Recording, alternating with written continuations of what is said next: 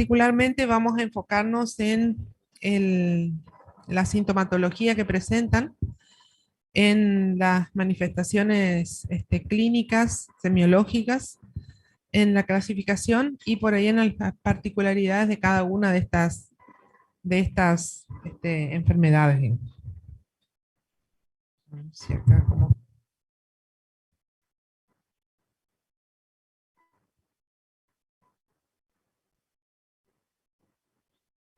Entonces, definición sencilla: grupo heterogéneo de enfermedades con hallazgos clínicos imagenológicos. Bajamos una, sí, tenés razón.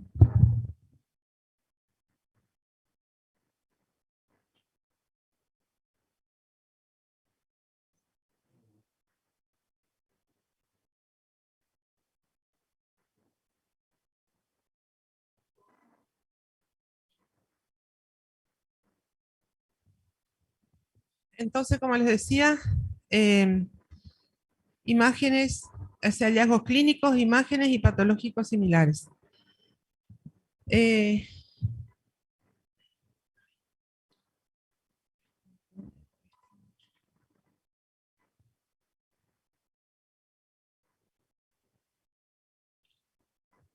Durante muchos años hubo divergencias en el concepto, en cómo llamar enfermedad pulmonar intersticial difusa, enfermedad difusa del tejido conectivo.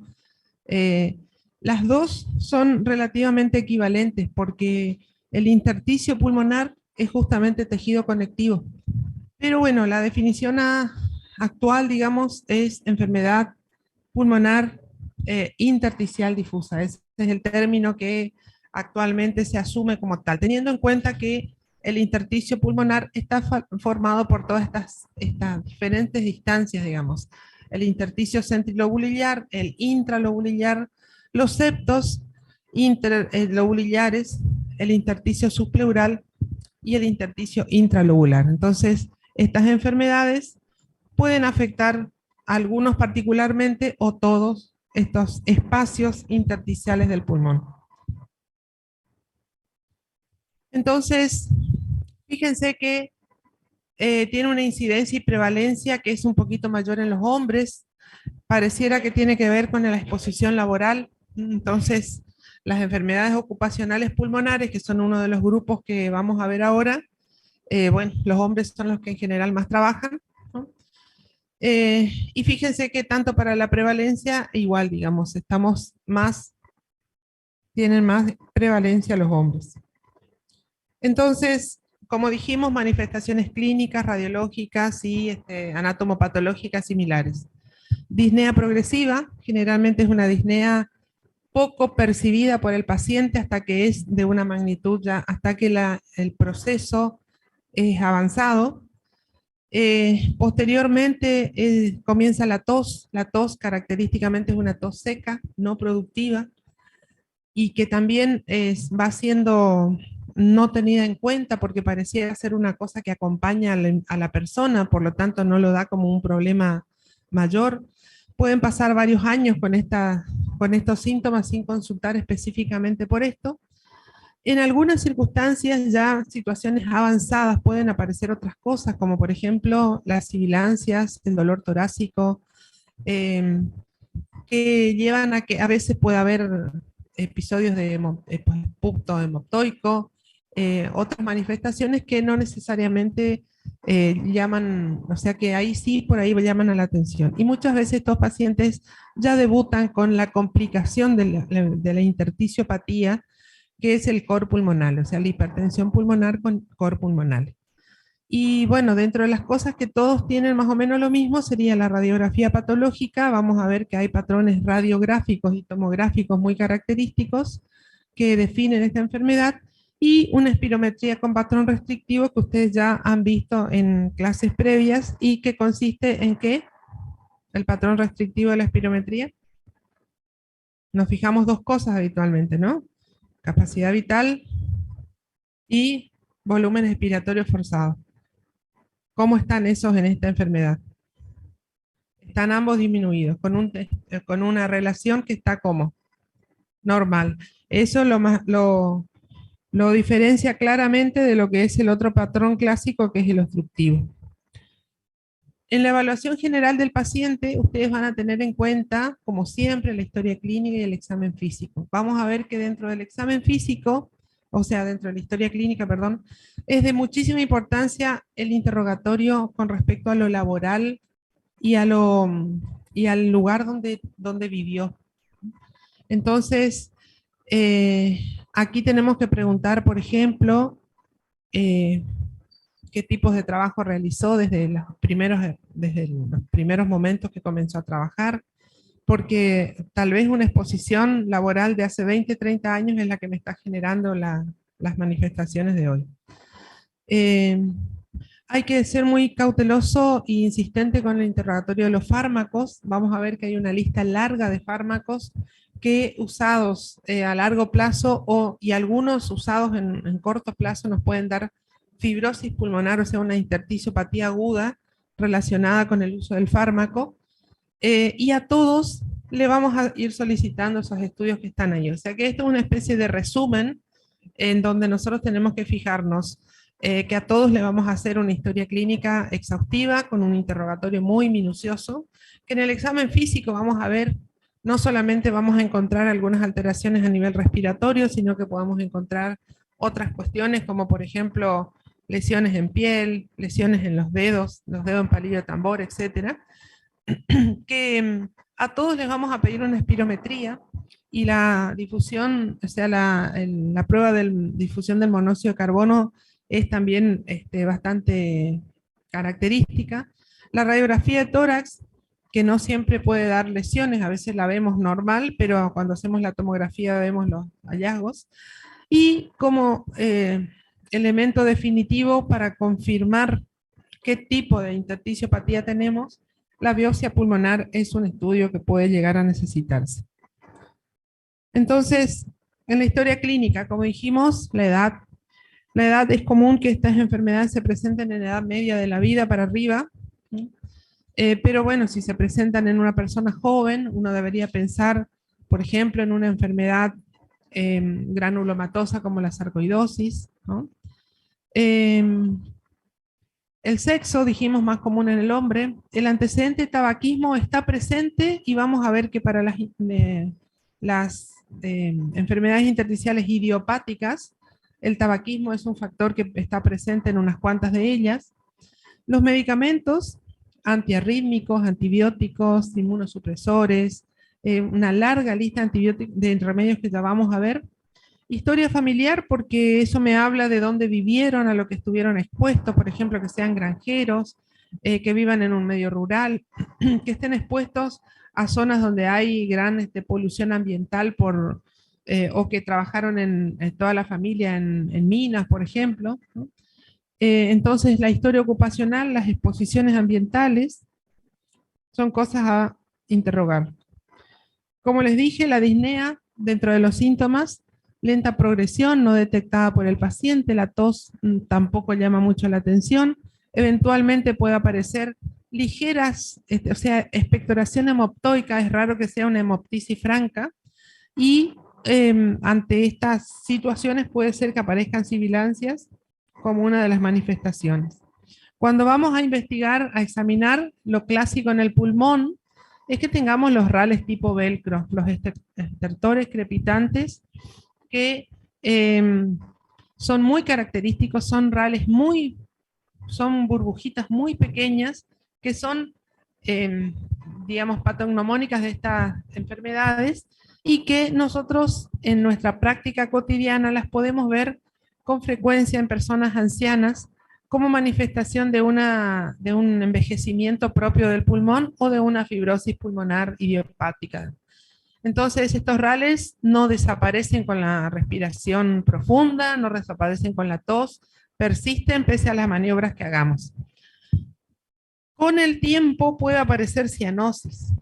Cianosis, ya cuando aparece, significa que ha pasado mucho tiempo, que el intersticio está muy comprometido y que la difusión de los gases a nivel de la membrana que ha quedado está muy deteriorada.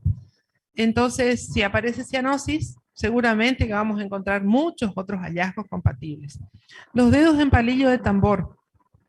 Eh, Como ustedes habrán visto en alguna oportunidad, nuestras uñas normales forman un ángulo obtuso con el resto del dedo, pero siempre en menos de 180 grados.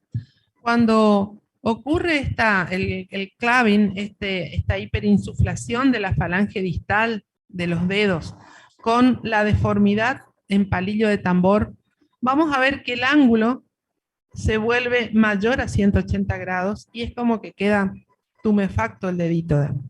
Esto se ve en los dedos de las manos, en los dedos de los pies, y es una respuesta secundaria a la hipoxia crónica, ¿no? Entonces, cuando vemos estos dedos en palillo de tambor, puede ser que sea por una enfermedad pulmonar intersticial. Va a estar presente en otras situaciones también.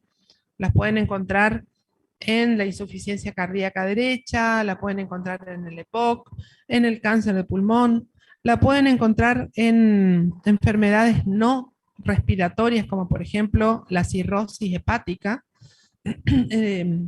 enfermedades del riñón también pueden llegar a darnos este tipo de manifestación de alteración. Y después, bueno, el cor pulmonale, en donde el paciente va a tener seguramente edema, ingurgitación yugular, hepatomegalia, ascitis, sumado a un cuadro respiratorio compatible, radiográfico y clínico con una hipertensión pulmonar. O sea, tiene que generarse la fibrosis del parénquima, la obliteración de los vasos pulmonares, lo que nos lleva a que las arterias pulmonares de derecha a izquierda sean radiográficamente mucho más gordas, ¿sí? Y con eso comienza el aumento de las cavidades derechas del corazón y ahí todos los síntomas retrógrados de la insuficiencia cardíaca derecha. Dentro de las manifestaciones extrapulmonares, fíjense ustedes que nos hablan de una enfermedad sistémica, ¿no? La fiebre puede aparecer en cualquiera de las neumonías intersticiales, sobre todo si tienen algún componente inmunitario. La hipertensión arterial puede aparecer acompañando, por ejemplo, a la fibrosis pulmonar de la esclerodermia, que es una enfermedad autoinmune. El eritema nodoso, que es un nódulo que aparece en regiones,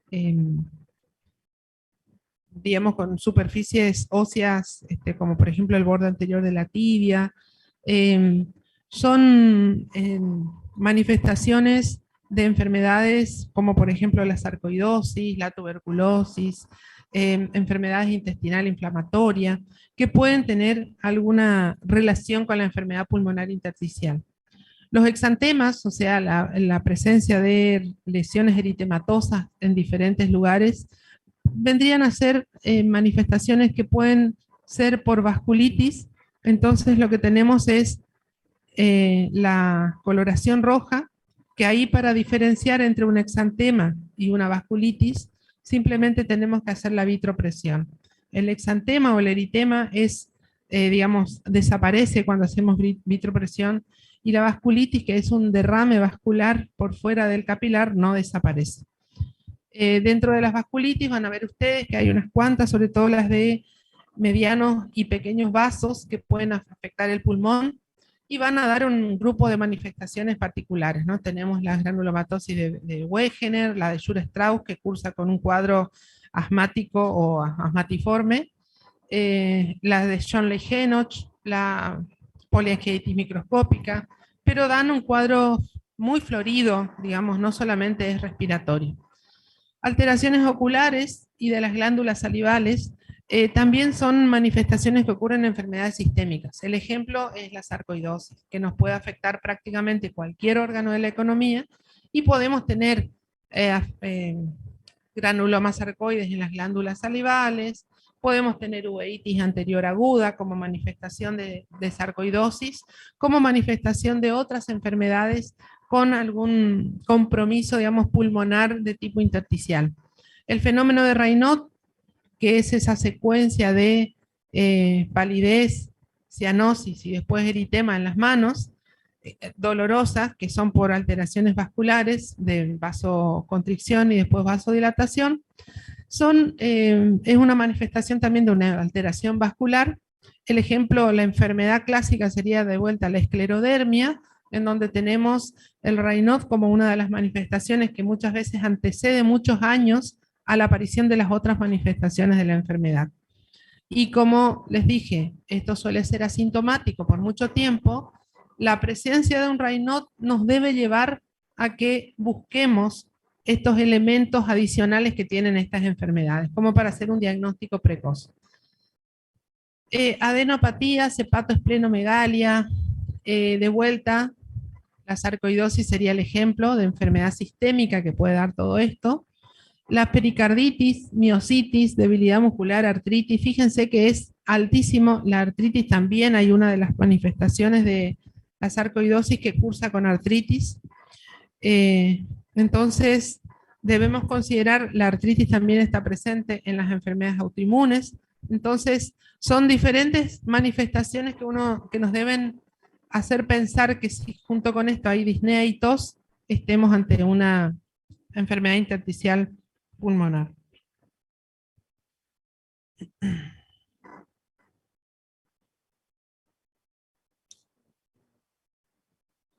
Dentro de las, me olvidé de recordar, se ve que saqué sin querer la diapo. Dentro de las profesiones que uno debe interrogar como causantes de enfermedad intersticial ocupacional, todas aquellas personas que trabajen con cañerías, que trabajen en colocación de paneles aislantes, de cañerías de gas, cañerías de agua, en las calderas, los que trabajen en construcción de marítimas, de barcos, las personas que trabajan en minas, en la industria de productos químicos, son las profesiones que a nosotros nos deben alertar. Si ustedes me dicen, y bueno, pero acá no tenemos eso, bueno, acá tenemos algunas otras ocupaciones, como por ejemplo los trabajadores de los silos de cereales, silos de hierba, o sea, ese tipo de profesión también puede generar con el tiempo, sin los cuidados, digamos, digamos, laborales correspondientes, como el uso de barbijos, de máscaras y demás, a la larga nos pueden dar una enfermedad ocupacional. En el laboratorio, que sería lo que siempre solicitamos, ¿no? O sea, hacemos una historia clínica, pedimos un laboratorio, una placa de tórax, puede ser que encontremos nada, ¿no? O sea, el hemograma me puede dar normal, la glucemia, uremia, creatinina, la rutina de laboratorio puede ser que me dé normal, y está puesto ahí PCR, proteína C reactiva, eritrosedimentación, porque ante la presencia de un proceso inflamatorio, como por ejemplo una sarcoidosis, una esclerodermia, una artritis reumatoidea, puede ser que tengamos reactantes de fase aguda que me muevan estos elementos, ¿no? Entonces, es bueno solicitarlo siempre que hay una PCR positiva o una eritro por encima de lo esperado para la edad del individuo. Uno debe pensar que alguna cosa está viendo y por ahí debe investigar un poco más. Si nosotros sospechamos una enfermedad del tejido conectivo, hay que solicitar anticuerpos específicos. Pero fíjense que, me voy a sacar el saco que está haciendo calor.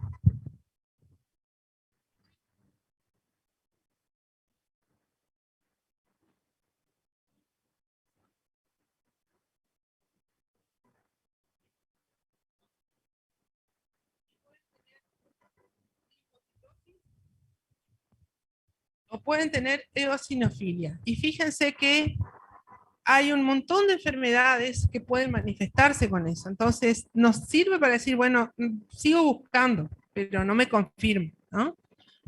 Fíjense que para sarcoidosis ustedes pueden tener leucopenia, pueden tener trombocitopenia, pueden tener anemia, hipercalcemia, pero tienen enfermedades como por ejemplo las enfermedades infiltrativas, la enfermedad de Gaucher, las enfermedades por depósito que nos pueden dar también alteraciones.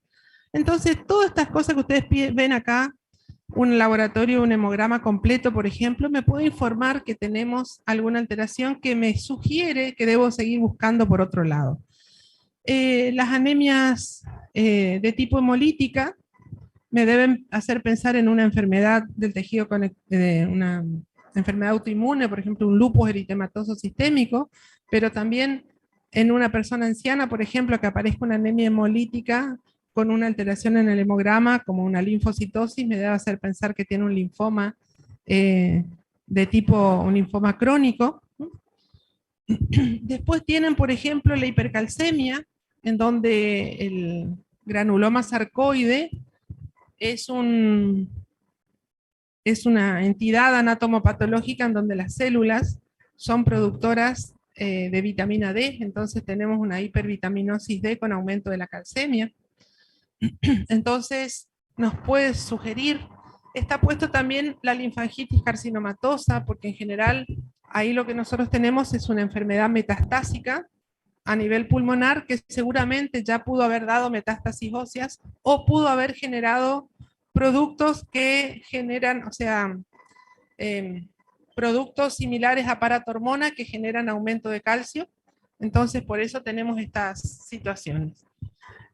Un sedimento urinario anormal me puede decir, por ejemplo, si tengo un sedimento telescopado, en donde se ven múltiples cilindros y alteraciones, que sea un lupus, o puede ser que encontremos gran cantidad de eosinófilos, y eso me esté diciendo que estoy ante un proceso relacionado con algún fármaco.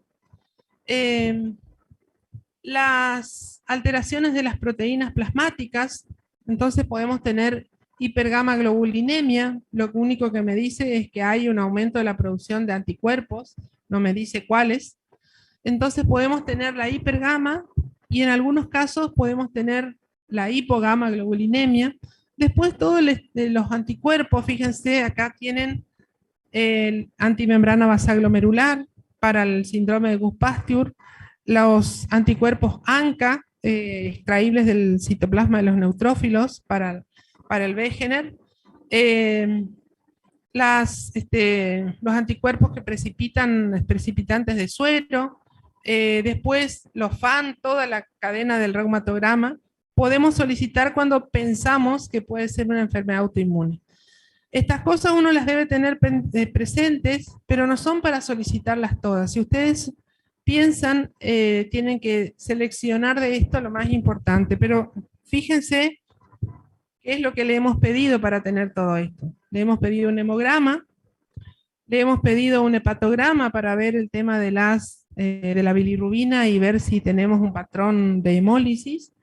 Le hemos pedido un sedimento urinario, un calcio, en realidad en el hepatograma ya nos tiene que informar las proteínas totales y la albúmina, por lo menos separadas, entonces ya sabemos si hay, por ejemplo, una hiperproteinemia, entonces ahí pedimos el proteinograma electroforético, y nos queda otro laboratorio sencillo, accesible en todos lados, es la LDH, que me indica que que puede haber alguna alteración hematológica o una destrucción pulmonar. Si yo tengo de ese primer laboratorio algún indicio de que tengo una enfermedad autoinmune, pido el resto específicamente, ¿no? No voy a pedir todo, ustedes van a ver que esto es es alta complejidad, es costoso, y a veces el pobre paciente no puede pagárselos. Los hallazgos de vuelta similares, radiografía de tórax. Pero como les dije, un porcentaje puede tener normal. Normal la radiografía, pero si le hacen una tomografía debe verse la alteración. En la radiografía ustedes van a tener patrones, ¿no? Los patrones de enfermedad intersticial serían el nodular, el linear, el reticular y el retículo nodulillar. Entonces el nodular tienen ustedes los micronodulillos, menos de 1.5 milímetros cada uno, y macronodular cuando es más de 1.5. El linear son las líneas de Kerley, ¿no? Las líneas B de Kerley ustedes la van a tener que se deben a diferentes razones. En este caso es por engrosamiento de los septos por fibrosis, por tejido conectivo. Pero también, por ejemplo, en la insuficiencia cardíaca, en donde estos septos se engrosan por acumulación de líquido, vamos a tener líneas B de Kerley, ¿no?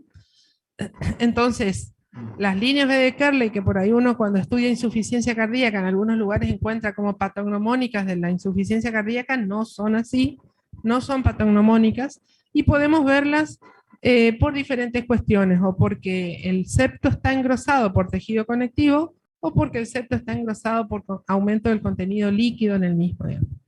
El patrón reticular varía desde un patrón suave, por decirlo así, en vidrio esmerilado, en donde vemos que el pulmón va quedando más opaco en forma general, hasta un patrón ya de múltiples cavidades que se asemeja a un panal de abejas, por eso se llama patrón de panal de abejas o honeycomb. Y después están las mezclas, ¿no? El retículo nodulillar tiene diferentes patrones radiográficos. Vamos a ver, por ejemplo, una radiografía como esta. Capaz que baja un poquito más la luz.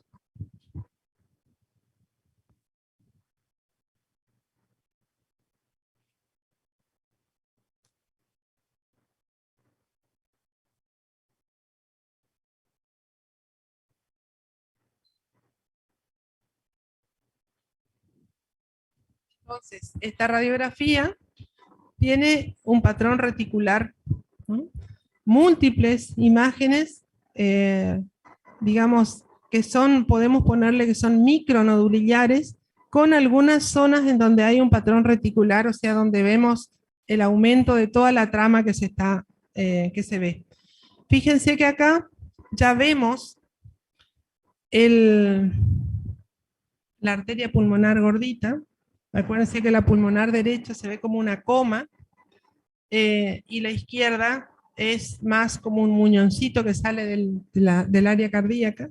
Y cuando nosotros vemos esta arteria que va engordándose, que va haciéndose más grande, es donde estamos viendo la hipertensión pulmonar, ¿no? Lo mismo que acá, en donde se va amputando la parte periférica de esa arteria. Bueno, este es un patrón retículo nodulillar avanzado. Aquí tienen uno que es nodular. Fíjense que acá no vemos retículos, son múltiples nodulitos simplemente los que se ven, y que están entre 3 y 10 milímetros de diámetro, o sea que está como un patrón micronodulillar. Aquí vemos otro. Este es un patrón también que tiene mucho de reticular. Fíjense cómo vemos acá arriba líneas de Kerley. También vemos retículo, patrón reticular, y no vemos mayores nodulillos. Este es un patrón. Y fíjense que, si ustedes leen acá lo que dice abajo, reacción transfusional por leucoaglutininas. Esto suele, y si prestan atención a los otros componentes de la placa, tiene un montón de cánulas por todos lados del paciente. Se supone que es un paciente que está en estado crítico y que recibió múltiples transfusiones de elementos de la sangre. No necesariamente tienen que ser glóbulos rojos, por ahí es plasma, por ahí es plaqueta, por ahí. En estas situaciones suelen aparecer estas reacciones por leucoaglutininas cuando se pasan muchas unidades de los hemoderivados. Y es una enfermedad autolimitada, generalmente con la suspensión de las transfusiones y con dosis de corticoides, el proceso se supera. Ocurre cuando se pasan muchas, 15, 20 unidades en pacientes que están en estado delicado. Reacción, esto lo van a encontrar en algunos, en literatura como TRALI, lesión pulmonar aguda asociada a la transfusión. No es muy común de ver, pero algunas veces podemos encontrar. Acá está justamente, TRALI, ¿no? Es una reacción que ocurre entre las primeras horas de la transfusión, que rápidamente el paciente empeora y que tiene una resolución completa en pocos días, en 2 o 3 días. Hay una forma menos frecuente, fíjense, es 1 cada 5.000 de transfusiones de concentrados de derivados sanguíneos. No es, por suerte, frecuente de ver, pero en las terapias donde se manejan pacientes con múltiples traumas, por ahí es más frecuente verlo, ¿no? El problema de esto que la forma diferida o prolongada puede derivar en una fibrosis pulmonar permanente, digamos, ¿no? Bueno, esto es el mismo que el anterior. Aquí ven otra imagen, fibrosis pulmonar idiopática. Esta es la que combina todas las formas radiográficas de lesión. Aquí tenemos patrón reticular, patrón nodular y patrón de panal de abejas. En este caso, si ustedes miran con detenimiento, acá en la parte de las bases, que es donde se ve mejor el panal de abejas, van a encontrar múltiples orificios que están cortados a través, en donde podemos decir que ya hay un incipiente panal de abejas, pero arriba vemos retículo nodular, no se alcanzan a ver B de Kerley, pero en algunos casos, fíjense acá, pueden ver como un caminito, como dos líneas que van paralelas. Esto puede ser una manifestación de una bronquiectasia por tracción. O sea, la fibrosis pulmonar tracciona de el bronquio y genera esta dilatación bronquial. Esto se ve muchísimo mejor después en una tomografía, en donde podemos ver con mayor precisión todos los hallazgos. Entonces, cuando tenemos ese 10% que no se ve en la radiografía de tórax, podemos recurrir a una tomografía de alta resolución o de múltiples cortes. Entonces, ahí nos permite ver qué tipo de patrón de los que les mencioné recién puede tener, dónde está mayormente localizada la afectación, y nos sirve de guía para poder decir, bueno, si necesito biopsia la hago, ¿no? Entonces, vamos a ver exactamente lo mismo. Aquí ven, por ejemplo, un corte tomográfico en donde se ven múltiples nodulitos perivasculares. En este caso es un carcinoma de células pequeñas metastásico. Y como pueden ver ustedes, es muy evidente, muy ejemplificativa la imagen. Es en la de peor pronóstico. Este paciente seguramente, si uno tiene que hacer el correlato clínico, ¿cómo les parece que va a estar? Con una severa disnea, probablemente en estado ya tal vez agónico, ¿no?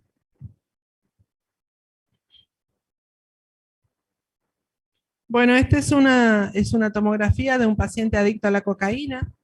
La cocaína genera un edema de pulmón por sobre todo la sobredosis, ¿no? Entonces acá ustedes pueden ver áreas parchadas de vidrio esmerilado, esto como que queda más opaco el pulmón, con múltiples nodulillos, con imágenes reticulares, líneas de Kerley, con lesiones, que estos son interlobulares. Esto es un hallazgo, digamos, en los pacientes cocainómanos. Esto sí ya es una fibrosis pulmonar marcada. Y fíjense que acá tiene varias cosas. El patrón en panal de abejas, bien notorio, sobre todo se ve mejor en las bases, en las partes inferiores de los pulmones, pero también pueden ver líneas B de Kerley, que acá ya prácticamente no se ven porque están superadas por todo el resto, y ven esto, que son las bronquiectasias por tracción, claramente los bronquios dilatados por esa alteración. La fibrosis pulmonar idiopática es la que tiene todo el espectro de las lesiones posibles. O sea, inicialmente empieza como un reticular, como un micronodular, posteriormente va avanzando a ser ya el retículo nodular y por último el panal de abejas. Aquí ya es una fibrosis pulmonar avanzada. Esto, por ejemplo, es importante porque si ustedes tienen esta radiografía junto con otros datos clínicos del paciente y patrones pirométricos, nos puede servir para decir, bueno, listo, es una fibrosis pulmonar, no necesito hacer biopsia para confirmar, pero tiene que tener el panal de abejas, la bronquiectasia por tracción, junto con el patrón respiratorio espirométrico restrictivo y descartando por laboratorio otras posibles causas.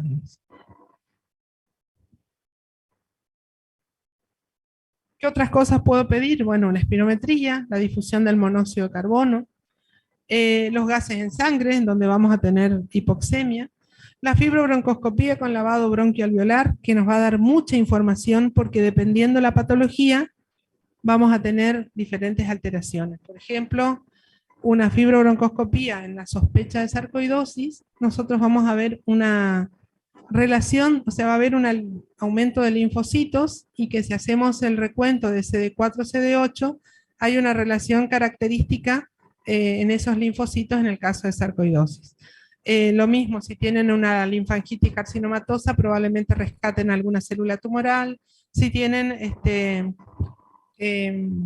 alguna vasculitis, probablemente rescaten algún cristal característico que se deposita en estos casos. O sea, y también nos puede dar normal, ¿no? En el caso, por ejemplo, de una fibrosis pulmonar, no vamos a tener grandes hallazgos. Y para la clasificación, vamos a ver que hablamos de las que son de etiología conocida y de las que son de etiología desconocida. Como ven, dentro de las etiologías desconocidas están las infecciones, las enfermedades, digamos, mesenquimáticas, las drogas, las enfermedades ocupacionales y la neumonitis por hipersensibilidad, que sería el caso de el ejemplo más clásico sería las neumonitis de los granjeros, digamos, por la inhalación de las esporas que salen de los excrementos de los animales o cosas así, ¿no? Dentro de las etiologías desconocidas tenemos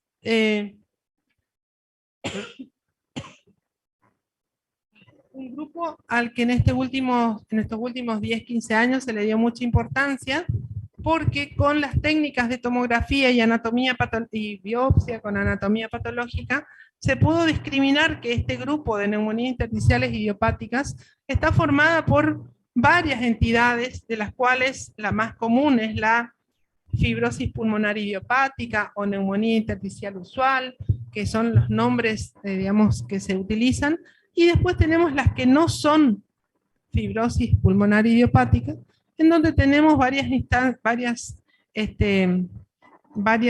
elementos en la clasificación, en donde tienen características de antecedentes de, por ejemplo, de tabaquismo, predominancia por sexo, edad, en donde tenemos la neumonía intersticial linfoide, la neumonía intersticial aguda, la neumonía con obliteración, con bronquiolitis obliterante, la enfermedad pulmonar con bronquiolitis obliterante, la neumonía intersticial descamativa y la neumonía no específica. Que se les dio mucha importancia porque también se vio que se pueden encontrar tratamientos y ver digamos, respuestas adecuadas para evitar que estos pacientes evolucionen a la muerte.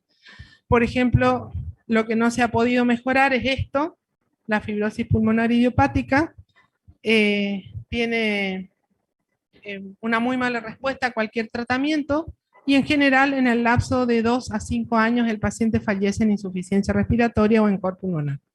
Después están las raras, ¿no?, en donde hablamos de la proteinosis alveolar, la linfangioleiomyomatosis, que son enfermedades muy raras, en donde aquí tenemos el depósito de un material proteonáceo en la luz de los alvéolos, y eso genera los síntomas y la progresión a la fibrosis. La linfangioleiomyomatosis es una enfermedad que tiene componente hereditario, en donde hay facilidad para que en el intersticio pulmonar se deposite músculo liso, y la fibrolastosis pleuropulmonar, que es otra causa también muy rara de PIC. Y bueno, y dentro de las granulomatosas, la sarcoidosis es una enfermedad multisistémica que cuando afecta al pulmón da síntomas bastante característicos. Vayamos a ver de una por una. las de etiología conocida, entonces, dijimos las neumonías por hipersensibilidad, por fármacos, por infecciones, en donde tenemos, por ejemplo, los agentes inhalados divididos entre los que son orgánicos e inorgánicos. Entonces, dentro de los inorgánicos, lo que más por ahí uno tiene en cuenta son algunas de las neumoconiosis que todavía persisten, como por ejemplo la silicosis y la asbestosis. Hay algunas que han ido desapareciendo debido a que, por ejemplo, hay cada vez más protección para los empleados de minas y de profesiones en donde hay un riesgo laboral, entonces hay mayor control, entonces cuando llega a cierto nivel de intoxicación, por decirlo, con el producto en cuestión, se los retira del trabajo y se le pone en otro puesto, entonces hay más control de esas cosas. Hace 100 años atrás, o un poco más, no había, entonces la persona se exponía al tóxico hasta que se enfermaba y tenía que dejar de trabajar directamente ya enfermo. Entonces, dentro de las drogas, antibióticos, vamos a ver la nitrofurantoína, vamos a ver otros quimioterápicos que tienen efecto fibrosante, de uso bastante común. Infecciones, en donde tenemos que tener en cuenta bacterias, hongos y virus. Lógicamente, una sospecha de enfermedad infecciosa va a ir acompañada de fiebre, algún antecedente de exposición, alguna condición predisponente como el HIV o una inmunosupresión, entonces obliga a que nosotros vayamos a buscar el germen por diferentes técnicas.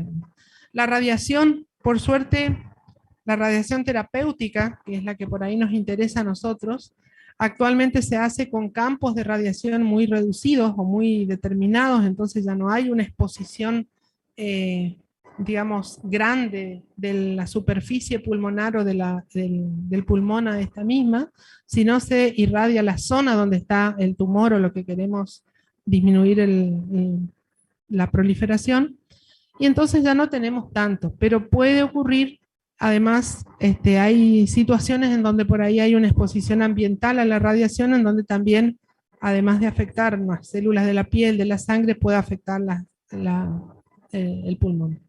Las neoplasias, o sea, hay algunos tumores, sobre todo tumores que vienen del abdomen, como ovario, como colon, que pueden avanzar por tejidos linfáticos y generar una linfangitis carcinomatosa, en donde todo el pulmón, todo el intersticio pulmonar está con sus espacios linfáticos aumentados de tamaño. Eso nos da ese patrón radiográfico de EPIC, generalmente de tipo retículo nodulillar, y que ya es el estadio final habitualmente de la enfermedad. Dentro de las enfermedades hereditarias que tenemos, que conocemos, que se transmiten por qué cromosoma y demás, tenemos a la esclerosis tuberosa, que son enfermedades que, digamos que hay, son un grupo de enfermedades en donde se transmiten la facilidad de hacer diferentes infiltraciones y hasta incluso tumores en diferentes órganos. Muy poco comunes, por suerte, y en realidad nosotros, acá por ejemplo, yo no he visto nunca un paciente con esclerosis tuberosa, pero lo vamos a encontrar como un factor predisponente para algunas enfermedades, como por ejemplo el cáncer de riñón, bueno, las enfermedades pulmonares intersticiales, y otras enfermedades en donde el estadio final nos puede llevar a una enfermedad infiltrativa en el pulmón, ¿no? Las hepatitis crónicas, la insuficiencia cardíaca, la uremia, la enfermedad intestinal inflamatoria, son enfermedades que pueden dar como, digamos, como una manifestación extrapulmonar, extraintestinal. Dentro de la neumonitis por hipersensibilidad, la solemos ver, esta sí, son enfermedades causadas por inhalación de moléculas que generalmente son orgánicas y antigénicas. Entonces, las causas más comunes son estas, la enfermedad del granjero, la de los cuidadores de aves, pero no es muy extraño de ver, por ejemplo, que personas que entran a espacios que han estado cerrados por mucho tiempo para hacer limpieza o para buscar algo, de golpe movilicen gran cantidad de esporas que están en el ambiente ese cerrado y hacen una enfermedad aguda, una neumonitis aguda por hipersensibilidad. Por ejemplo, los trabajadores de las bibliotecas son los que pueden llegar a tener, o los que entran en un lugar donde está lleno de libros y de golpe empiezan a abrir y se movilizan estas sustancias que pueden generar la respuesta. Lo más común entonces, los cuidadores de aves, la enfermedad de los granjeros, que puede presentarse en forma aguda, entonces comienza en pocas horas después a la exposición. Estos pacientes tienen disnea, tos, mialgias, escalofríos, van a tener sudoración profusa, un malestar general, que en general uno ya lleva la consulta. En la consulta uno pide una radiografía en donde van a ver el patrón retículo nodulillar bilateral que no respeta cisuras, que es generalizado. En el hemograma vamos a ver leucocitosis con neutrofilia, y que en general si tenemos el antecedente y tenemos el cuadro clínico, la radiografía y el laboratorio, con medidas, digamos, de sostén, como por ejemplo hidratación, nebulizaciones, si es que el paciente tiene junto con eso broncoespasmo, debe resolverse solo, ¿no? sin mucha intervención. Y la crónica es aquella persona que está todo el tiempo expuesta a al ambiente, y el paciente ya va a evolucionar a una EPIC, va a evolucionar a lo que decíamos hoy, a una hipertensión pulmonar corpulmonale, si es que no se detiene la exposición a tiempo, ¿no? En general, pobre respuesta. Lo que vamos a tener entonces es opacidades en vidrio esmerilado, en la aguda, en la crónica ya va a haber nodulillos, y va a haber esto, el patrón de mosaico, que significa que hay un área que está bien y un área que está enferma, digamos, ¿no? Si le hacemos un lavado bronquialveolar, va a haber aumento de linfocitos, que normalmente no debe haber en el VAL, y que podemos tener marcadores de inflamación. Entonces, PCR, eritro, podemos pedir algunos otros en sangre que pueden estar elevados.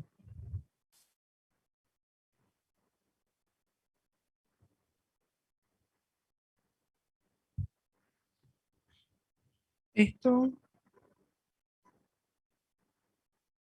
aquí ven ustedes,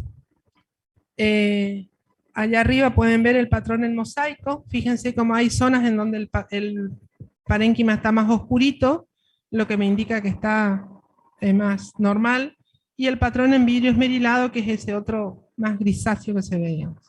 Aquí ya es un patrón en donde vemos el reticulado, los nodulillos, y áreas de mayor densidad, lo que me indica mayor grado de fibrosis. Tenemos la aguda por arriba, la crónica abajo.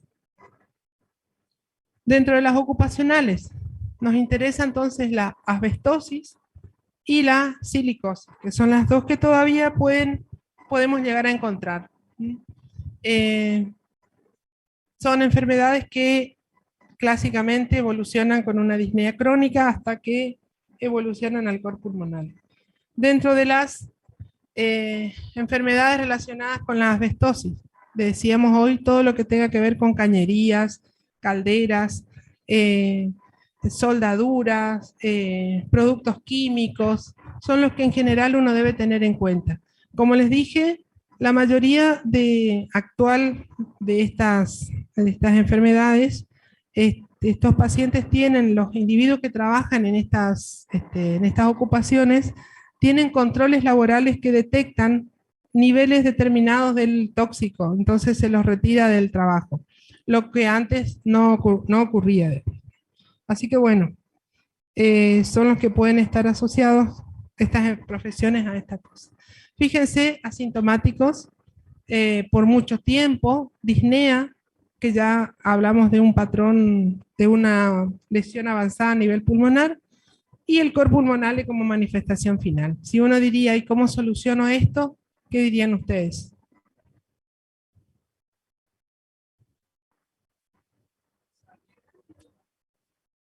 Sí, el tema es que si ya está instalada la lesión, lo que nos queda es el trasplante de pulmón. y si estamos ante un cor pulmonale del bloque pulmón-corazón, lo cual es extremadamente difícil de lograr, ¿no? Entonces, nada diferente, como dijimos, patrón semiológico, radiográfico, tomográfico, similar y espirométrico. Entonces, hay que tener en cuenta, si el paciente, si es un grupo de estas ocupaciones, hay que tener en cuenta ya que los mismos empleadores son los que tienen que encargarse de cuidar a sus empleados y sacarlos antes de que la enfermedad aparezca. Acá ven ustedes una enfermedad relacionada con el asbesto. Fíjense cómo hay múltiples nódulos a nivel del pulmón que, que pueden evolucionar de hecho a complicaciones, ¿no? Esto puede evolucionar a lesiones malignas. Claro, el paciente tiene, o sea, por eso les dije, ustedes tienen acá una espirometría restrictiva, una difusión del monóxido de carbono disminuida. Si le hacen una gasometría, estos pacientes son hipoxémicos crónicos, y acuérdense que son más hipoxémicos que retenedores de dióxido de carbono, porque si ustedes recuerdan la fisiología, el dióxido de carbono es muchísimo más difusible que el oxígeno, entonces es mucho más fácil que haga hipoxemia antes que haga la hipercapnia, ¿no? Entonces sí, son hipoxémicos crónicos. Estos pacientes, mientras una vez que llegamos a este estado, aplica lo que seguramente ustedes van a estudiar en algún momento, que es el tratamiento de la hipertensión pulmonar secundaria y el cor pulmonar, el uso de digoxina, bloqueantes cálcicos, diuréticos, sildenafil, como vasodilatadores arteriales pulmonares. Derivados de prostaglandinas, también como vasodilatadores, el epoprostinil, el bosentan, antagonistas de endotelina, etc. Hay un montón de fármacos que uno puede usar en estos casos para mejorar la sintomatología del paciente.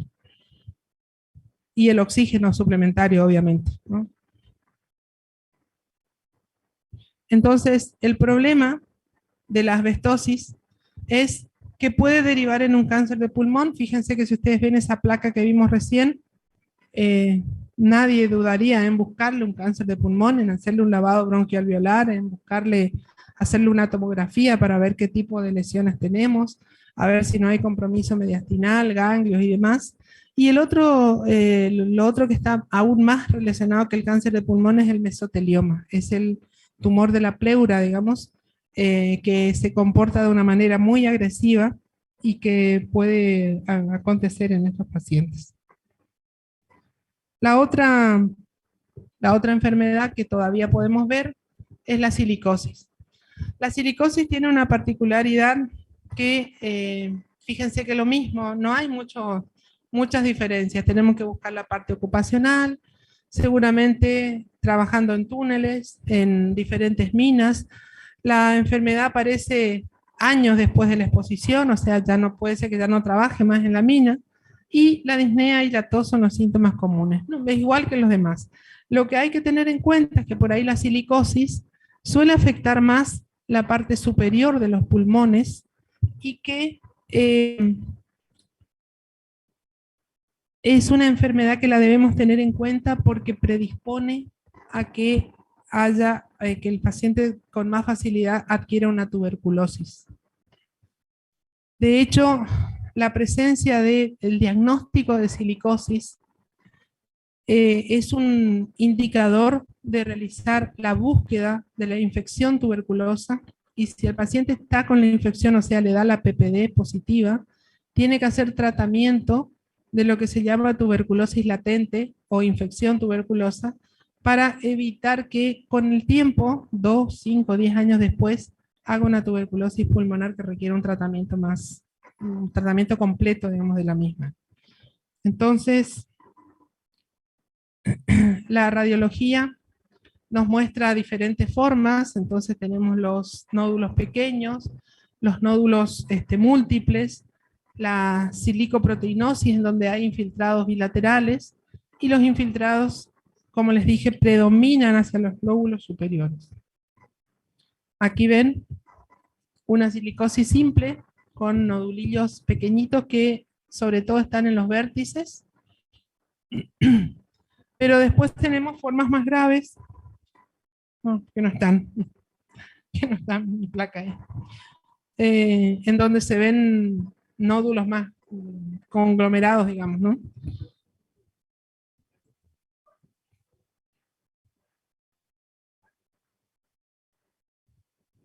No salen de los pulmones. Por eso es que no tienen tratamiento específico. O sea, tenemos que tratar la complicación de acuerdo a la complicación que surja. La consecuencia, o sea, sí, lo que se genera es una fibrosis pulmonar en forma de, en este caso, de nódulos, ¿no? Nodulillos. Fíjense las drogas. Antibióticos. Yo creo que algún grupo les comenté, la nitrofurantoína. Es un antibiótico que se utiliza para las infecciones del tracto urinario y que actualmente está como primera línea de la infección no complicada en la mujer, por ejemplo, aún en el embarazo. Es un antibiótico que puede generar una EPIC aguda que aparece a los pocos días de la ingesta del antibiótico y que se resuelve con la suspensión, y otra forma más crónica que demora varios meses en resolverse.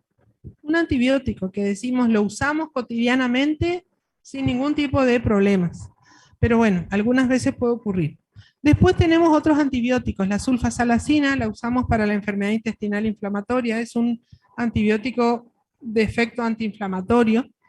La aminociclina es una tetraciclina que no usamos tanto en medicina del hombre, pero se usa mucho, por ejemplo, en la medicina veterinaria, ¿no?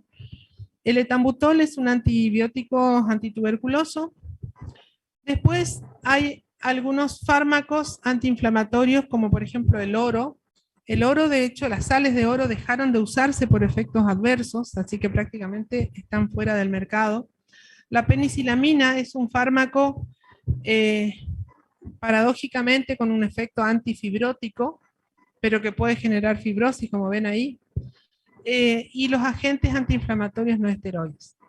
Drogas de uso común, que las usamos sin ningún tipo de control, que son de venta libre, y pueden generarnos con el tiempo múltiples problemas. Tal vez esto no sea lo más común. Los AINE, lo que generan con el tiempo son nefritis que pueden terminar en un fallo renal, digamos, permanente en el individuo. Antiarrítmicos. El que se usa muchísimo es la miodarona.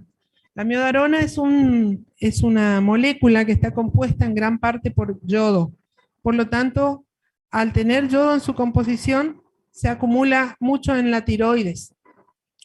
El único órgano de nuestra economía que usa yodo es la tiroides. El resto se elimina por riñón. A nivel, pero digamos, al circular puede generar lesiones pulmonares de tipo fibrosis pulmonar. Entonces, si con el tiempo aparecen síntomas, uno debe pensar que es el fármaco, porque le ponemos a quienes amiodarona. A los pacientes que tienen, supongamos, una fibrilación auricular crónica y que queremos lograr la normalización del ritmo y que se mantenga en esa situación. Entonces se deja. Años están los pacientes medicados. En esos casos podemos tener fibrosis pulmonar por amiodarona.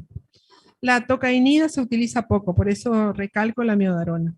Después de lo que siguen viendo ahí abajo, bleomicina, mitomicina. La bleomicina es un antibiótico quimioterápico que se utiliza como tratamiento de enfermedades neoplásicas hematológicas, las leucemias o linfomas, y que también lo podemos usar en medicina como un agente fibrosante de los derrames pleurales malignos, por ejemplo, porque tiene justamente esa capacidad de generar fibrosis. Entonces se instila, se quita el líquido, se instila la bleomicina en el espacio pleural y puede generar el sellado de las dos hojas de la pleura.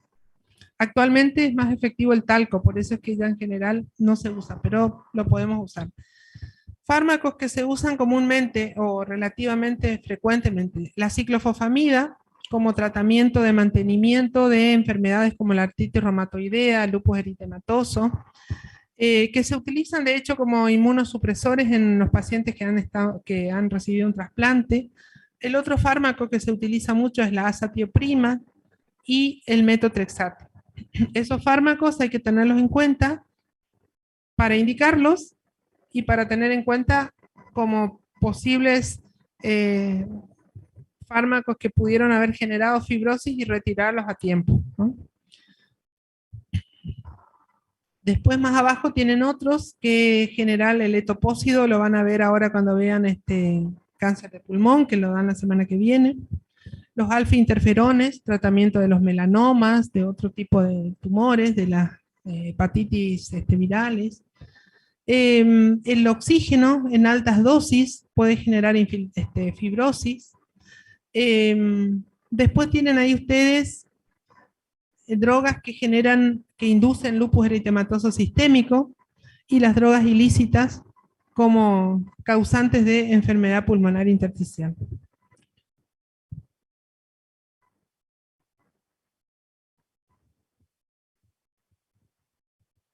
¿Sí? ¿Querés ir vos? Hace calor. Cuando tenemos esos fármacos, por ejemplo, el metotrexate es la droga de elección como primer fármaco modificador de la enfermedad de una artritis reumatoidea. Uno de sus efectos adversos es la fibrosis, pero también resulta que las manifestaciones extrapulmonares de la artritis extraarticulares de la artritis reumatoidea pueden asentar a nivel del pulmón y a nivel de la pleura. Entonces, es todo un desafío cuando tenemos esas enfermedades saber si lo que está pasando es por el fármaco o es porque el fármaco no anda y la enfermedad está progresando, ¿no? Pero en general, la mayoría de los reumatólogos, cuando ven esto, retiran el metotrexate y ponen otro fármaco modificador que no tenga ese efecto.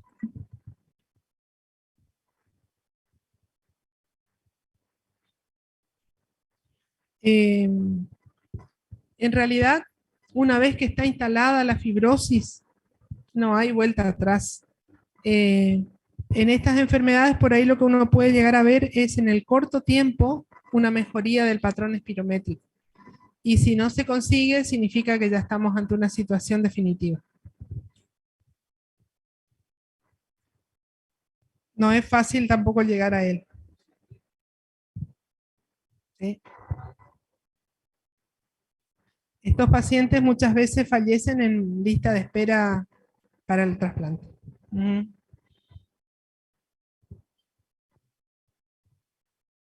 Ahí lo prende. Sí, porque acá no hay control, el control del cañón.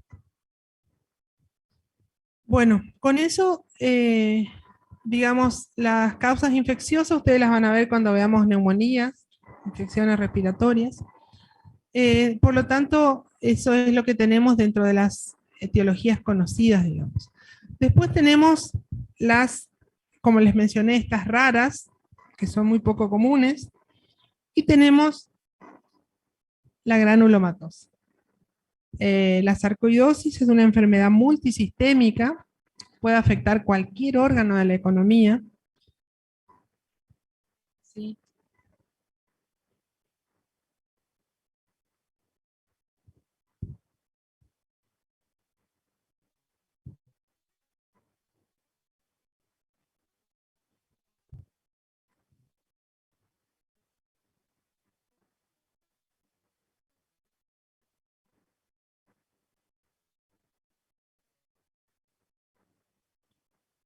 Dice que no es.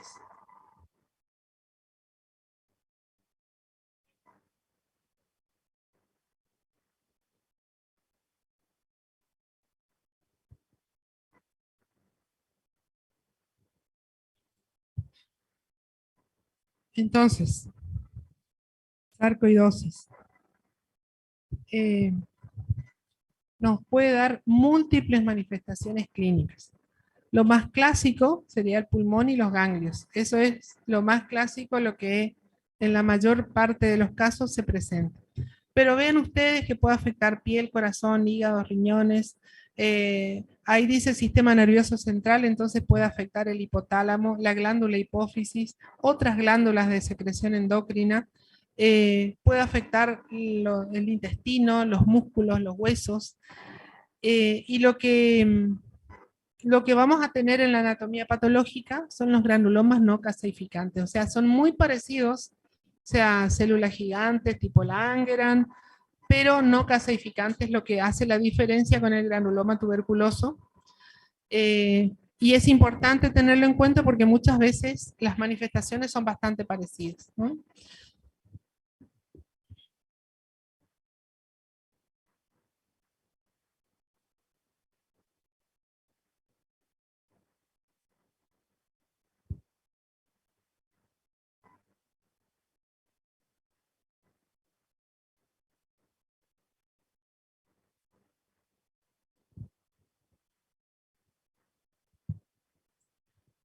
Entonces, eh, ustedes pueden tener múltiples presentaciones de la sarcoidosis. Por ejemplo, pueden tener un paciente con un hipopituitarismo secundario a sarcoidosis, con una insuficiencia suprarrenal por sarcoidosis, con una EPIC, con adenomegalias generalizadas ubicadas en las glándulas salivales, hipertrofia o aumento del tamaño de las glándulas salivales por infiltración granulomatosa.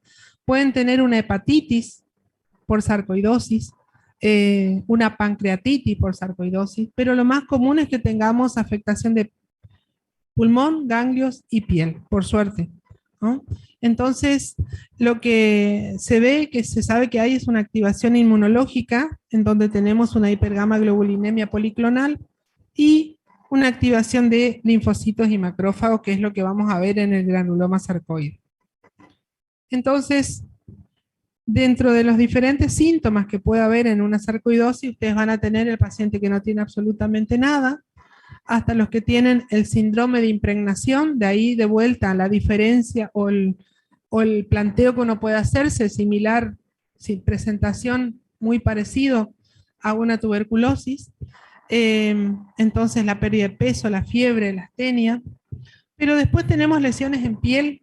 Aquí tenemos, por ejemplo, una forma de presentación muy común, que es el síndrome de Löfgren, en donde tenemos eritema nodoso, que generalmente aparece sobre el borde anterior de la tibia, en la zona de la piel, que bueno, muchas veces confunde porque vemos que está rojo, caliente, que duele, y uno piensa que puede ser un proceso infeccioso, y resulta que no lo es, o sea, hay que descartarlo, hay que pedir un laboratorio, en donde podemos ver que no hay leucocitosis, que a lo mejor hay una ligera linfocitosis, y por lo tanto no es, no, y eso nos puede orientar.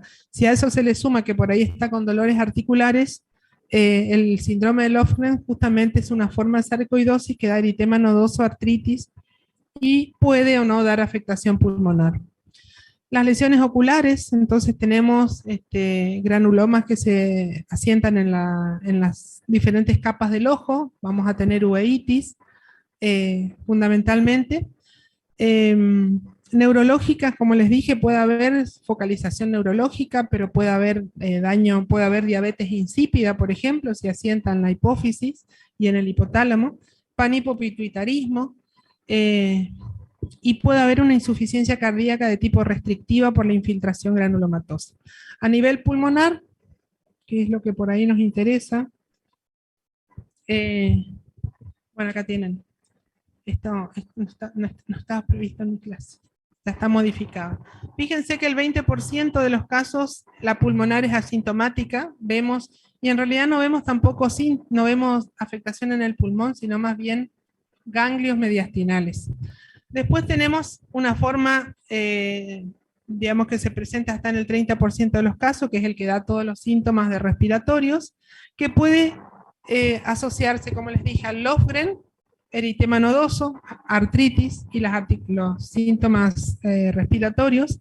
El de Herford-Waldenstrom, que caracteriza por tener una parálisis facial relacionada al a la sarcoidosis, en donde tenemos parálisis, el agrandamiento parotidio, en donde el facial se ve irritado al pasar por la región de la parótida, y una uveitis anterior.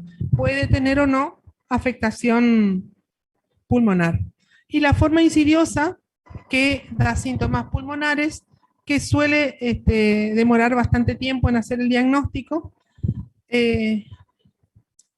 y son pacientes, digamos, que pueden llegar a requerir un tratamiento corticoideo por largo tiempo.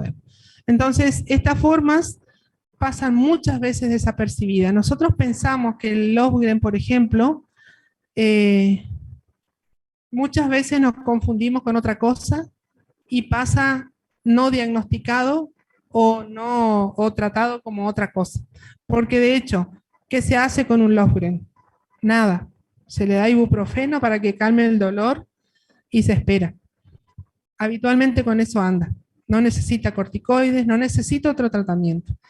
En la medida de que tengamos falta de respuesta o que tengamos otro comportamiento, como por ejemplo la afectación neurológica, es necesario colocar corticoides, y si con corticoides no anda, hay que dar otros inmunosupresores, azatioprina, ciclofosfamida, que son los dos que generalmente se usan, pero eso es excepcionalmente. Lo que nosotros por ahí vemos dentro de lo respiratorio es esto, digamos, ¿no? Que tenemos estadios en donde un porcentaje lo vamos a encontrar con radiografía normal, podemos decir estadio 0. El estadio 1, que es cuando hay adenopatías iliares, pueden ser bilaterales, y fíjense que hasta el 50% se presenta en esa forma, y después tienen ya combinaciones, o sea, el estadio 2 tenemos las alteraciones mediastinales, o sea, las adenopatías con afectación pulmonar, y en el estadio 3 solamente afectación pulmonar, y el 4 ya una enfermedad avanzada, digamos, esa parenquimatosa con bullas, con una fibrosis avanzada. Lo más común que veamos es el 1, ¿no?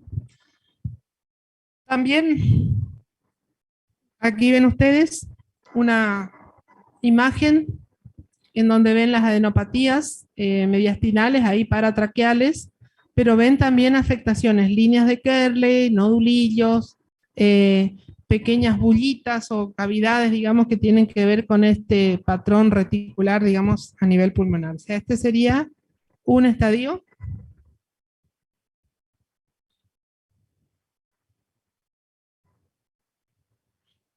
Dos, muy bien.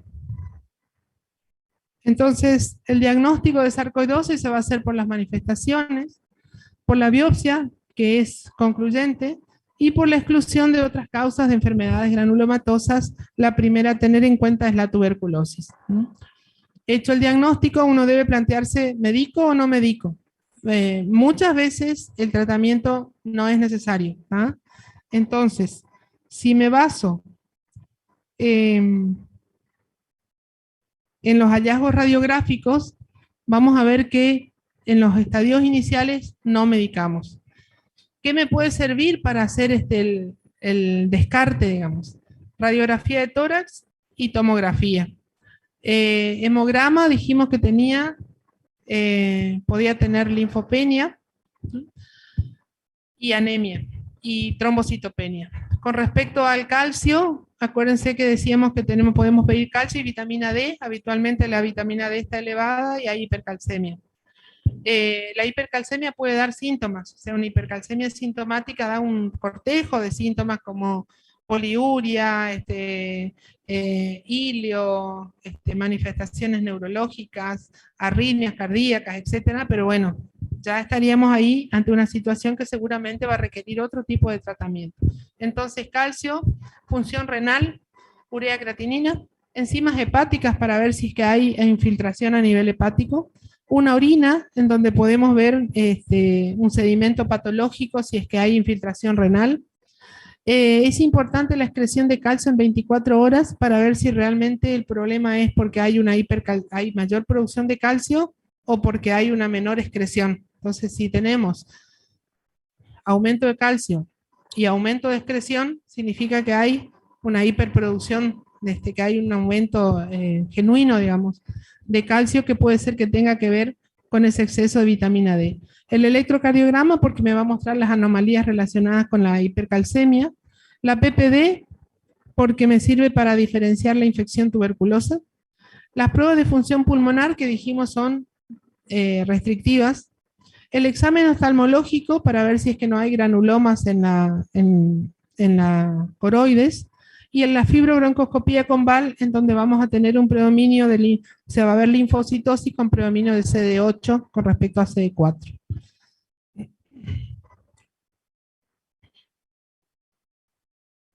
Entonces, lavado bronquialveolar, es esto lo que vamos a ver, una alveolitis linfocítica, en donde hay un recuento de células superior al 20% con esa relación alterada que les dije. Esto tiene una altísima sensibilidad para el diagnóstico de sarcoidosis.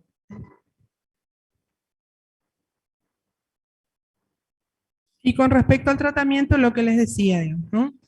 Estadio 1, sea ganglios, no hacemos nada. Löfgren, no hacemos nada. Clase 2 o 3 con pocos síntomas, podemos utilizar corticoides por un corto plazo. Generalmente se empieza con corticoides en dosis de inmunosupresión, o sea, meprednisona 1 miligramo kilo. Y si con eso no anda, ahí es donde usamos la azatioprina o la ciclofosfamida. En la clase 3, entonces, donde ya tenemos alteración pulmonar solamente, corticoides, inmunosupresores, y nos queda la opción del trasplante si es que no hay respuesta con este tratamiento. La clase 4, la enfermedad fibrobullosa, ya es un estadio final, fibrótico, ya no hay manera de volver atrás.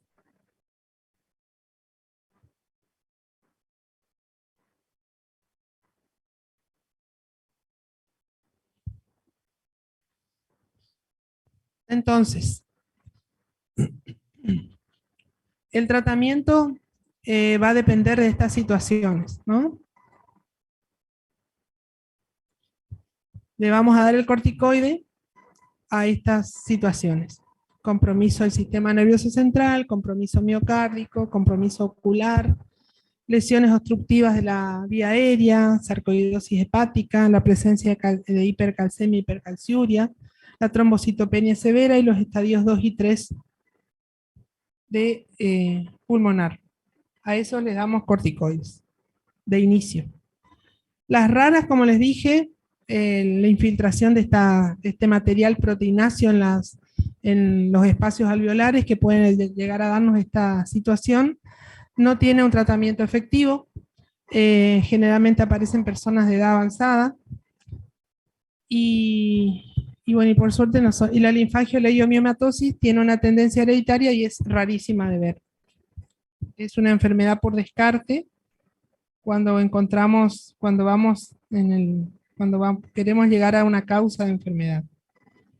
Bueno, y yendo a esas idiopáticas, como les dije, fueron lo novedoso de los últimos años, en donde anteriormente decíamos que había una fibrosis pulmonar idiopática y era esa la única forma de presentación. Idiopática porque no se encontraba la causa, se hacía todos los estudios, no se encontraba. Después acá se vio que podemos dividirlas entre la fibrosis intersticial usual, neumonía intersticial usual, fibrosis pulmonar idiopática, como se la denomina, y las otras formas. Entonces, la neumonía intersticial usual o fibrosis intersticial idiopática, etcétera, tiene estas características. Y lo que les decía hoy, cuando miramos la tomografía y encontramos el patrón en banal de abejas, la bronquiectasia por tracción, el patrón reticular avanzado, con estas características, excluimos causas conocidas, el patrón funcional espirométrico y tenemos una biopsia transbronquial y lavado bronquialveolar que no me dice nada más que fibrosis, no hay linfocitosis, no hay leucocitosis, no hay otra cosa. Con eso yo puedo tener la certeza de que estamos ante esta situación sin necesidad de llegar. De hecho, si yo tengo algunos criterios mayores y algunos menores, no necesito la biopsia. es enfermedad, es fibrosis pulmonar idiopática y comienzo tratamiento. El tratamiento es poco satisfactorio en realidad. Entonces, fíjense, criterios mayores y criterios menores. Lo que vamos a encontrar, por más fea que sea la radiografía, vamos a encontrar que en los campos superiores tenemos buena entrada de aire y que encontramos los rales secos tipo velcro en ambas bases pulmonares. Generalmente empieza en edad avanzada, 50 años para arriba, y el paciente va a tener disnea progresiva. Entonces, vamos a encontrar estas alteraciones que ya vimos en la tomografía. En el balno vamos a encontrar leucocitos y la biopsia muestra un proceso fibroproliferativo sin nada de inflamación, o sea, es fibrosis.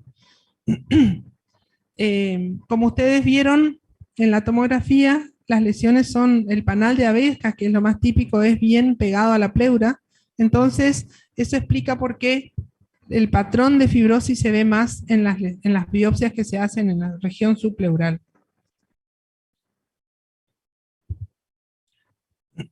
Esta es otra parecida a la que vimos hoy. Fíjense el marcado patrón en panal de abejas, las bronquiectasias por tracción y el panal de abejas sobre todo cercano a la pleura.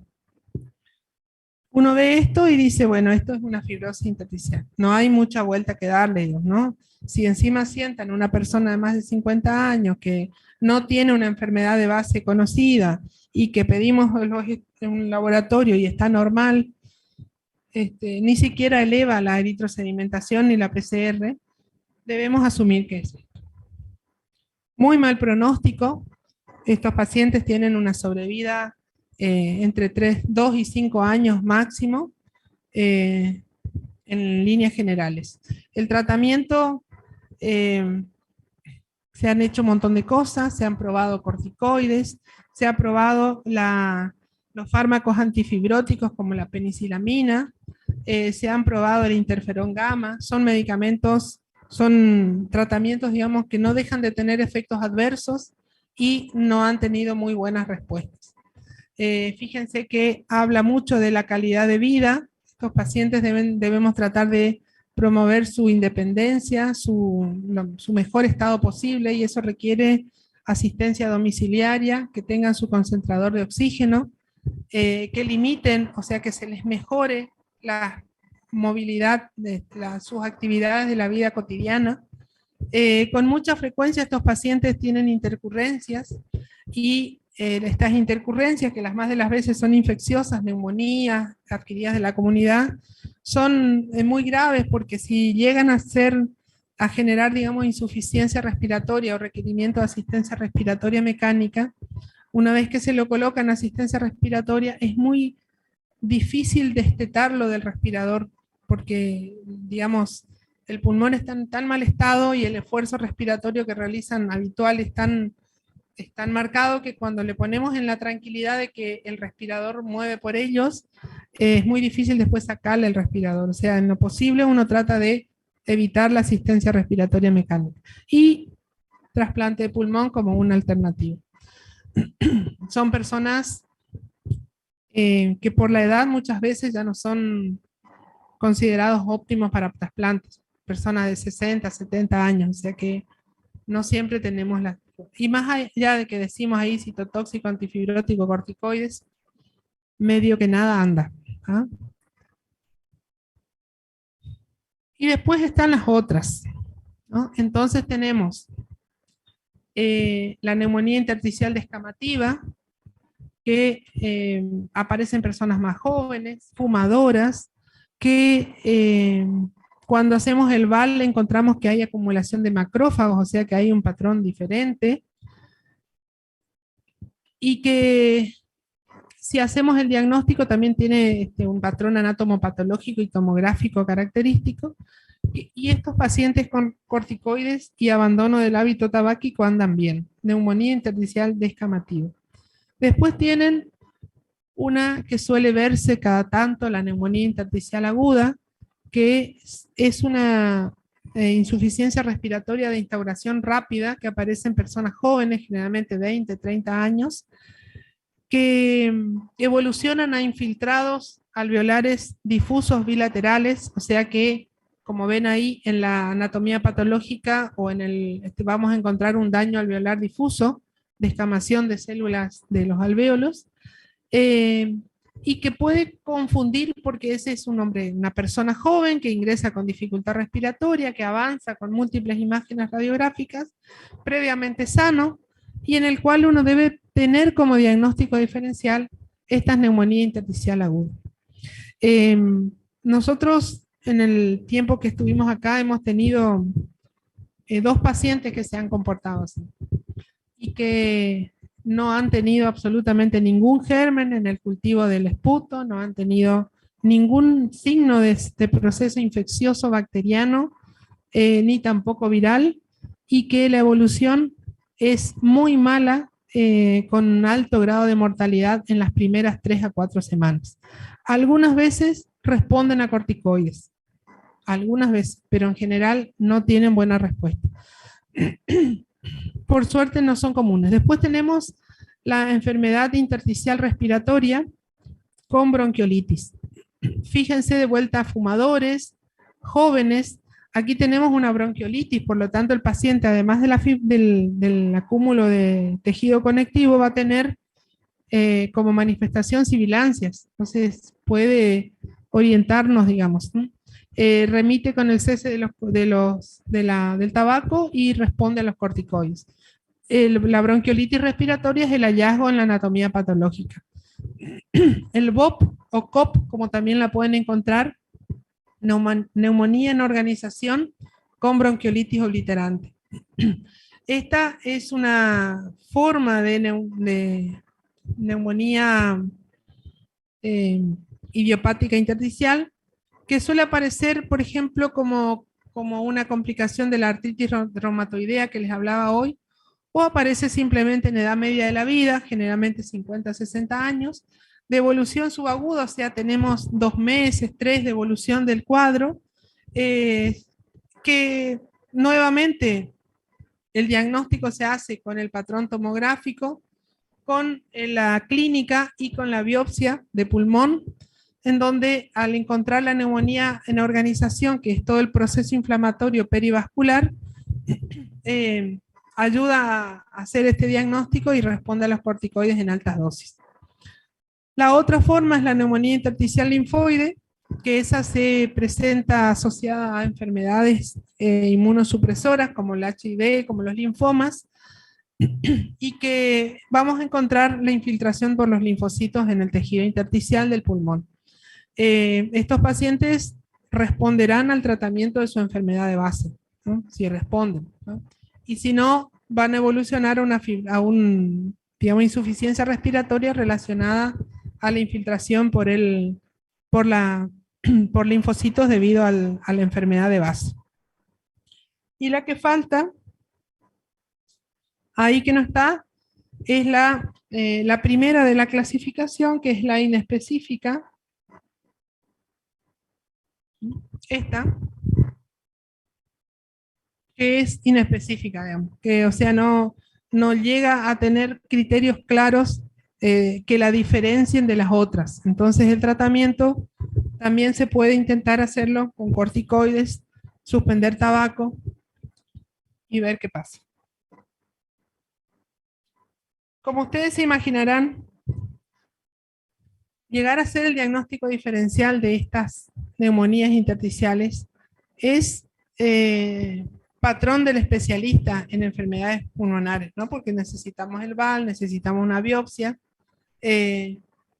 necesitamos una interpretación muy correcta de la tomografía para poder llegar al mismo. Lo que habitualmente vemos con mucha frecuencia es la fibrosis pulmonar idiopática, ¿no? Esa que es crónica, que tiene mala evolución. Las otras son menos frecuentes de ver y requieren que tengamos abierta la mente ante situaciones de duda diagnóstica para tener en cuenta estos diagnósticos. Bueno, y el último tema de la clase es qué pasa con el pulmón y las enfermedades autoinmunes. Y ustedes van a ver que muchas enfermedades autoinmunes nos van a dar afectación pulmonar. Aquí ven a la artritis reumatoidea, pero también le tienen al lupus, y de hecho en el lupus tenemos una neumonitis, que es un proceso inflamatorio del parénquima pulmonar, y tenemos también una pleuritis, o sea, un compromiso de la serosa. Lo mismo se puede ver en otras enfermedades, como por ejemplo la dermatomiositis, en donde se afectan los tractos fibrosos del pulmón, puede haber fibrosis pulmonar y puede haber neumonitis. Lo mismo podemos ver en otras enfermedades que se caracterizan por afectación más de otros lugares, como por ejemplo el síndrome de Sjögren. Pero bueno, las que tienen un patrón bastante claro, que uno debe buscar y que por ahí tienen un tratamiento especial, son la artritis reumatoidea y la esclerodermia. Después, por ejemplo, otra cosa, hay enfermedades dentro de las llamadas seronegativas, como por ejemplo la espondilitis anquilosante, que da afectación de la columna básicamente, pero que a lo largo del tiempo puede dar fibrosis pulmonar con una particularidad, que da fibrosis diferente a la idiopática porque afecta a los campos superiores. Fibrosis superior, que aparece años después de la enfermedad y que responde al tratamiento de la enfermedad. Aquí, entonces, voy a hacer hincapié en la artritis reumatoidea y en la esclerodermia. La artritis reumatoidea nos puede dar una EPIC, nos puede dar una COP, nos puede dar nódulos reumatoideos y nos puede dar un derrame pleural reumatoideo. Entonces, la EPIC puede ser, como les dije, una neumonía organizativa, puede ser una fibrosis pulmonar idiopática. Los nódulos reumatoideos, en general, son nódulos subpleurales que pueden cavitar incluso, y que en general forman parte de las manifestaciones de la enfermedad. Hay que tratar correctamente la misma, ¿no? No es que van a empeorar, no es que derivan en un cáncer, no es que se complique con un absceso, o sea, en general no dan mayores problemas, son hallazgos. Y el derrame pleural es un derrame muy característico también, porque uno diría que al ser, digamos, inflamatorio, no infeccioso, no debería haber consumo de glucosa, pero estos se caracterizan por tener la glucosa muy baja, o sea, es un exudado con glucosa muy baja, y obviamente es no infeccioso, o sea que no va a haber ni gram positivo, ni cultivo, ni nada. La clínica es la clínica de la enfermedad, en este caso apuntado al pulmón, entonces va a haber disnea, va a haber pérdida de peso, tos seca. Van a encontrar, como se encuentra en una artritis reumatoidea, marcadores de inflamación, PCR, eritrosedimentación, artritis, y van a encontrar digamos, una anemia de trastornos crónicos, como otra alteración del laboratorio. En estos casos, la artritis reumatoidea tiene un tratamiento que es antiinflamatorio con corticoides, que siempre responde. El tema es que se pretende no mantenerlos crónicamente con corticoides, y después tiene un tratamiento modificador de la enfermedad con drogas inmunosupresoras. En este caso, los nódulos reumatoideos, el derrame pleural reumatoideo, tiene buena respuesta, lo mismo que la vasculitis reumatoidea, que es otra manifestación extraarticular de la enfermedad. Necesitan dosis altas de corticoide además de los inmunosupresores. Eso se mantiene un determinado tiempo, generalmente 6 meses, y ahí se comienza a bajar la dosis hasta tratar de retirarlos o dejar la menor dosis efectiva del corticoide. Se describía antes el síndrome de Kaplan, que era la asociación de nódulos reumatoideos en pacientes con neumoconiosis de carbón, con antracosis. Ahora prácticamente lo mismo que les decía hoy, las minas de carbón ya prácticamente no se explotan más. Si se explotan, hay una serie de cuidados del personal, de los obreros, digamos, para que no lleguen a hacer una neumoconiosis. Entonces es más difícil que ocurra esto y es muy difícil de ver actualmente un síndrome de Kaplan. Entonces, este síndrome de Kaplan es una situación de múltiples nódulos reumatoideos que aparecen en un paciente con artritis reumatoidea que trabaja en minas de carbón. Yo no lo he visto nunca tampoco, lo he escuchado. Y los otros problemas de la artritis reumatoidea. Fíjense, los mismos remedios que les damos para que mejoren pueden dar afectación pulmonar. El metotrexate, el oro y ya prácticamente no se usa, pero todos los otros, ciclofosfamidas, azatioprima, sulfasalazina, pueden ser usados. Pueden dar entonces neumonitis, pueden dar fibrosis, pueden dar bronquiolitis obliterante, pueden dar edema pulmonar no cardiogénico, o sea, un edema tipo distrés, pueden dar síndromes renales. De hecho, las sales de oro se retiraron del mercado porque daban insuficiencia renal como efecto adverso. Entonces, hay que tener mucho cuidado con la artritis reumatoidea y el uso de estos fármacos. Fíjense que por suerte el corticoide no está puesto ahí. Por eso es que cuando tenemos una lesión pulmonar, una lesión vasculítica o una lesión extraarticular, el uso de los corticoides es la primera elección, en altas dosis. Aquí ven un nódulo, como les dije, subpleural, generalmente en contacto con la pleura y muchas veces cavitados. Aquí ven que tiene esta zona donde está la cavitación, la condensación alrededor, incluso con un derrame pleural asociado.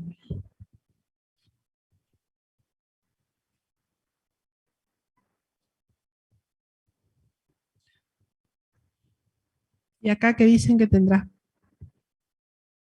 ¿Tiene bronquiectasias? ¿Tiene líneas de Kerley? ¿Tiene patrón en panal de abejas?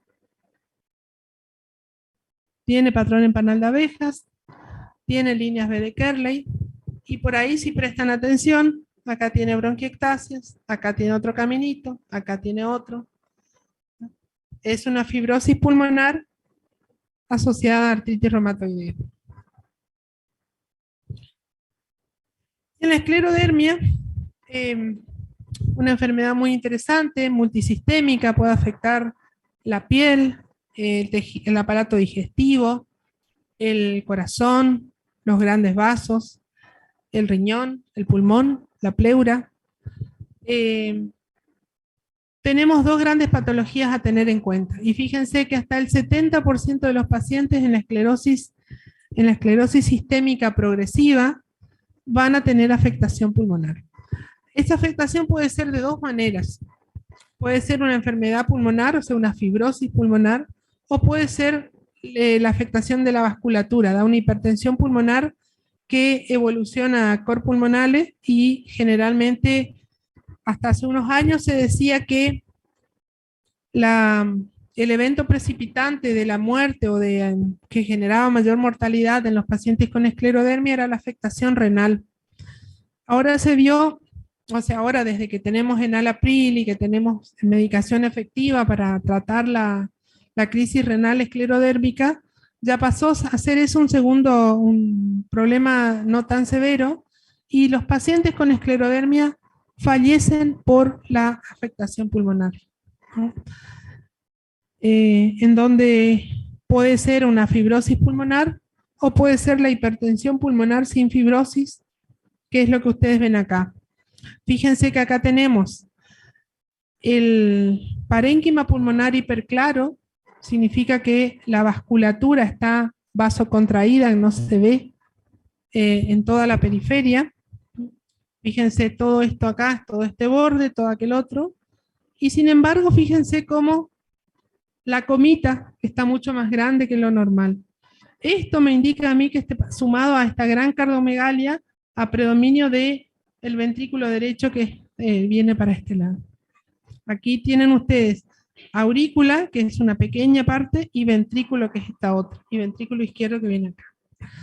Entonces, uno ve esta radiografía y decimos que este tiene una hipertensión pulmonar primaria, porque el problema está en los vasos del pulmón, ¿no? Algunas veces tenemos hipertensión pulmonar secundaria, que es secundaria a un proceso de las cavidades izquierdas, que aumentaron la presión venosa, la presión capilar y generaron congestión del pulmón, en donde vemos el edema en alas de mariposa y toda esa historia, digamos, propio de la insuficiencia cardíaca izquierda. En este caso no hay eso, directamente es la falta de circulación que se va cerrando los capilares periféricos pulmonares que generan el aumento de la presión en esta arteria, que puede llegar hasta tener 80, 100 milímetros de mercurio, cuando que lo normal es hasta 18, 20. Y bueno, y se ve esta comita gorda, que es lo que me indica que la arteria pulmonar, las arterias pulmonares están aumentadas de tamaño por esa presión. Estos son los pacientes que, como les dije, hoy se trata como un cor pulmonar. Bloqueantes cálcicos, generalmente nifedipina, sildenafil, como vasodilatador inhibidor de fosfodiesterasa, y otros grupos de fármacos para mejorar la sintomatología. Estos pacientes que tienen disnea, disnea a pequeños esfuerzos, disnea de reposo. Y cuando ya empeoran los síntomas del cor pulmonar, el edema, la hepatomegalia, la citis.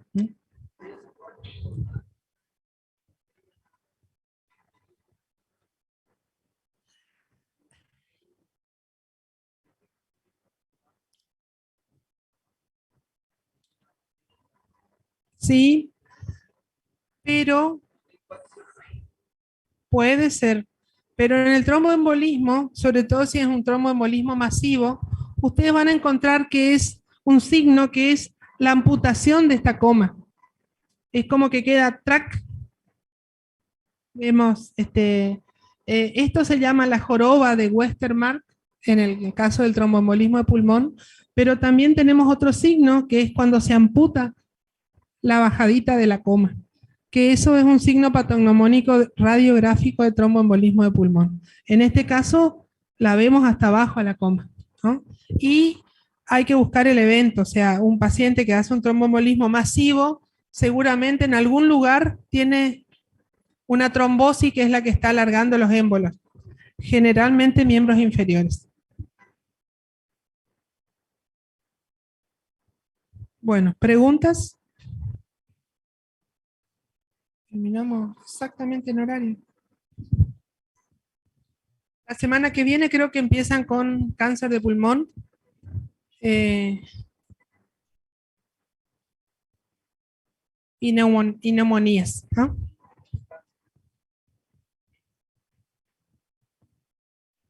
Preguntan los chicos del Zoom.